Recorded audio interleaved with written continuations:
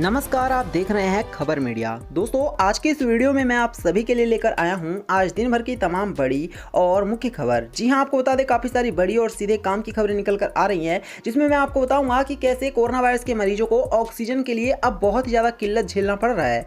इसके साथ ही मैं आपको बताऊँगा कि राहुल गांधी ने सबसे बड़ी अनाउंसमेंट कर दी है। इसके साथ ही अगर आपके बच्चे स्कूल जाते हैं तो इस खबर को बहुत ध्यान से देखिएगा। साथ ही मैं आपको बताऊँगा कि बॉलीवुड का एक और बहुत बड़ा एक्टर हो गया है कोरोना वायरस संक्रमित, और साथ ही मौसम की अपडेट और कुछ खबरें सीधे आपके पैसों से जुड़ी हैं। तो इसलिए आप सभी हमारी इस वीडियो को शुरू से लेकर के अंत तक ध्यान से देखिएगा। यकीन मानिए ऐसी खबरें आज तक आपने अपनी लाइफ में नहीं देखा होगा, इसलिए वीडियो को अंत तक देखिएगा। साथ ही वीडियो को लाइक करके शेयर करना और हमारे चैनल को सब्सक्राइब करना। तो चलिए बात करते हैं सीधे पहली बड़ी खबर से।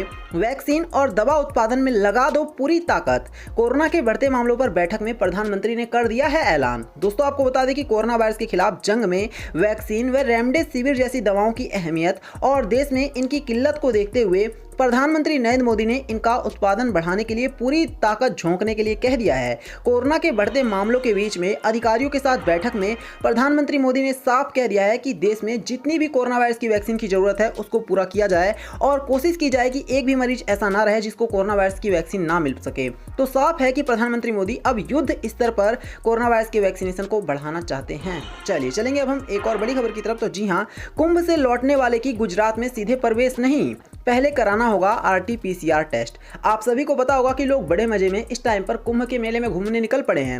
लोगों को कोई फर्क नहीं पड़ता कि कोरोना वायरस बढ़ रहा है या फिर घट रहा है, लेकिन वहीं आपको बता दें कि सरकार इसको लेकर अलर्ट है और गुजरात की सरकार ने तो ये साफ कि कुंभ के मेले से जो भी गुजरात में एंट्री करना चाहेगा उसको सीधे प्रवेश नहीं मिलेगा। पहले आप जाइए और RT-PCR की जांच करवाइए, तब जाकर के आप अपने राज्य में वापसी कर सकते हैं। इतना ही नहीं, आपको बता दें कि कुछ राज्यों में इस तरह का भी अलर्ट है, जो भी कुंभ मेले से वापस आ रहा है उसको 14 दिनों तक क्वारंटाइन रहना होगा। तो कुंभ का मेला इतना जरूरी नहीं है, आपके जीवन से ज्यादा कभी भी जरूरी नहीं है, इसलिए आप सभी ऐसी जगहों पर ना जाएं जहां पर भीड़ है। कोशिश करें कि इस टाइम पर घर पर रहें। एक साल अगर आप कहीं नहीं जाएंगे तो कुछ नहीं बिगड़ेगा।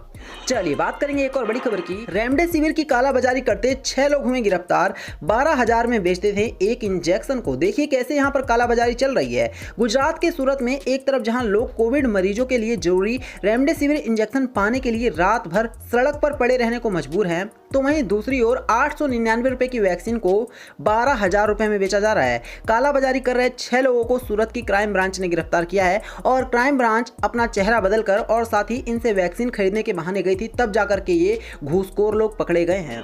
चलेंगे अब हम एक और बड़ी खबर की तरफ। तो जी हाँ, बहुत ध्यान से सुनिएगा कैसे राहुल गांधी ने एक बड़ी अनाउंसमेंट कर दी है। जी हाँ, आपको बता दें कि सबसे बड़ी खबर निकल कर आ रही है। कोरोना के बढ़ते मामलों के चलते राहुल गांधी ने बंगाल में सभी चुनावी सभाओं को कर दिया है स्थगित। जी हाँ, आपको बता दें कि राहुल गांधी जो हैं वो अभी पूरी तरह से कई जगहों पर चुनावी जनसभाओं को संबोधित करने वाले थे, लेकिन राहुल गांधी ने साफ कर दिया है कि अब वो किसी भी तरह से किसी भी जनसभा को संबोधित नहीं करेंगे, क्योंकि कोरोना वायरस बढ़ ही कुछ इतनी तेजी से रहा है। मैं आपको बता दूं कि कोरोना वायरस की रफ्तार इतनी तेजी से बढ़ रही है कि सरकार भी इसको लेकर के चिंता में है, और आगे मैं आपको बताऊंगा कि भारत में पिछले 24 घंटे में कितने कोरोना वायरस के नए केस आए हैं, इसलिए वीडियो को आगे बहुत ध्यान से देखिएगा। चलेंगे एक और बड़ी खबर की तरफ। तो अब उत्तराखंड सरकार ने रद्द कर दी है 10वीं की परीक्षाएं। 12वीं की परीक्षाएं भी हो गई हैं स्थगित। दोस्तों, अगर आप भी स्टूडेंट हैं या आपके घर में स्टूडेंट हैं तो इस खबर को ध्यान से सुनिए। CBSE और देश के अन्य बोर्डों की तर्ज पर उत्तराखंड सरकार ने भी 10वीं की परीक्षा को रद्द करते हुए 12वीं की परीक्षाओं को स्थगित करने का निर्णय लिया है। यह जानकारी आज सुबह शिक्षा मंत्री अरविंद पांडे ने ट्वीट करके दी है। उन्होंने कहा कि प्रदेश में कोरोना महामारी के दृष्टिगत परीक्षाओं को पूरी तरह से रद्द करने का फैसला लिया जाता है, लेकिन वहीं 12वीं की परीक्षाओं को स्थगित करने का फैसला लिया गया है। तो स्टूडेंट बहुत ज्यादा अलर्ट रहें, क्योंकि उनके पेपर इस साल तो नहीं होंगे, लेकिन बावजूद इससे आपकी पढ़ाई का बहुत बड़ा नुकसान हो सकता है। चलेंगे अब हम सीधे एक और बड़ी खबर की तरफ। तो जी हाँ, बहुत ध्यान से इस खबर को सुनिए। दोस्तों, आपको बता दें कोरोना की खौफनाक तस्वीर। 24 घंटे में आए रिकॉर्ड तोड़ मामले और बहुत सारे लोगों की गई है जान। जी हाँ, देश में कोरोना वायरस महामारी का प्रकोप दिन प्रतिदिन विकराल रूप लेता जा रहा है और पिछले 24 घंटे के ही दौरान देश के विभिन्न हिस्सों में इस वायरस के संक्रमित 2,61,000 नए मामले सामने आए हैं, जबकि 1501 लोगों ने अपनी जान भी इस कोरोना वायरस से गंवा दी है। तो साफ है कि जो कोरोना वायरस है वो इतना ज्यादा विकराल रूप धारण कर चुका है कि अब इसका तोड़ ढूंढना भी बहुत मुश्किल हो रहा है, और इसी वजह से अपने देश में अब एक बार फिर से लॉकडाउन की धीरे धीरे करके वापसी हो रही है। तो आप हमें कमेंट करके बताएं कि आप क्या चाहते हैं, क्या देश में लॉकडाउन लगना चाहिए या फिर अभी लॉकडाउन नहीं लगना चाहिए। जो भी जवाब है जरूर कमेंट करके बताना। चलिए चलेंगे एक और बड़ी खबर की तरफ। तो जी हाँ, आपको बता दें कि बॉलीवुड वाले भी कोरोना वायरस से बच नहीं पाए हैं। अर्जुन रामपाल को हो गया कोरोना, कहा यह समय बहुत डरावना है। दोस्तों, कोरोना वायरस का खतरा बॉलीवुड सिनेमा जगत पर भी बढ़ता जा रहा है। कई सेलिब्रिटी के कोरोना संक्रमित होने की खबर सामने आ चुकी है। इसी क्रम में ताजा नाम अभिनेता अर्जुन रामपाल का सामने आया है। Actor Arjun Rampal corona virus से संक्रमित पाए गए हैं। अर्जुन ने शनिवार को खुद इस बात की जानकारी दी है। आपको बता दें कि इससे पहले भी बॉलीवुड के बहुत सारे एक्ट्रेस कोरोना वायरस से संक्रमित पाए गए थे और अभी हाल ही में तो अक्षय कुमार, इसके अलावा सीएम योगी भी कोरोना वायरस से संक्रमित पाए गए थे। तो आप सभी सतर्क रहिएगा, ये बीमारी किसी को भी हो सकती है। चलिए चलेंगे एक और बड़ी खबर की तरफ। तो लालू को जमानत मिलने पर बेटे तेज प्रताप यादव ने मनाई है दिवाली, नीतीश सरकार पर भी बोला हमला। दोस्तों, काफी लंबे अंतराल के बाद जब लालू की एक बार फिर से घर पर वापसी हुई है तो मानो उनके घर में खुशियों का कोई ठिकाना नहीं था और ऐसा लग रहा था कि लालू यादव जेल से नहीं आ रहे हैं, बल्कि वो बहुत बड़ी जंग जीत करके आ रहे हैं। और आपको बता दें कि उनके स्वागत में उनके बेटों ने बहुत ही सारे पटाखे फोड़े और खुशियां मनाई। तो साफ है कि लालू यादव के एक बार फिर से घर पर वापसी से पूरी तरह से उनके घर वाले फूले नहीं समा रहे हैं और उनको पता है कि ये कितनी बड़ी जीत है। चलिए चलेंगे अब हम सीधे पेट्रोल डीजल के प्राइस की तरफ। तो जी हां, आपको बता दें कि रविवार को पेट्रोल और डीजल ने दी है राहत। दोस्तों, रविवार को पेट्रोल और डीजल की कीमतों को लेकर के राहत भरी खबर आई है। भारतीय तेल कंपनियों ने रविवार के लिए पेट्रोल और डीजल का भाव जारी किया। बता दें कि लगातार तीसरा दिन ऐसा था रविवार जब तेल कंपनियों ने पेट्रोल और डीजल के भाव में कोई बदलाव नहीं किया था। जी हां, आपको बता दें कि इससे पहले 16 पैसे पेट्रोल और डीजल के दाम में कटौती की गई थी, जिससे निश्चित तौर पर लोगों को थोड़ी राहत मिल रही है।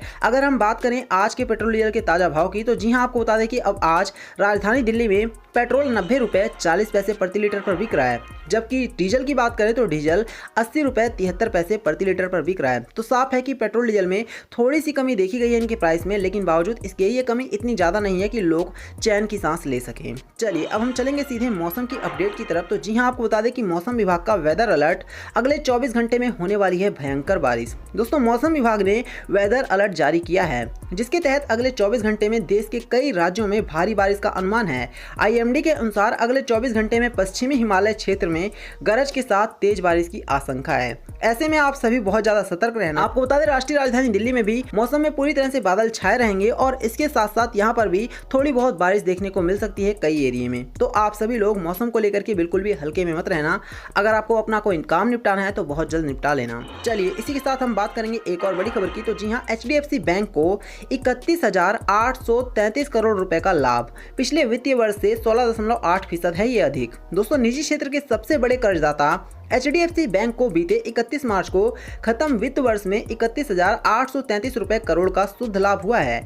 यह लाभ 31 मार्च 2020 को खत्म वित्त वर्ष के मुकाबले 16.8% अधिक है। बैंक ने शेयर बाजारों को बताया कि बीते वित्त वर्ष की चौथी और आखिरी तिमाही में उसका कंसोलिडेटेड शुद्ध लाभ 15.8% उछाल के साथ 8,434 करोड़ रुपए रहा। एक वर्ष पहले की समान अवधि में बैंक ने इस मद से 7,280 करोड़ रुपए हासिल किया था। तो HDFC को बहुत बड़ा लाभ हुआ है। तो दोस्तों, ये थी आज दिन भर की तमाम बड़ी और मुख्य खबर।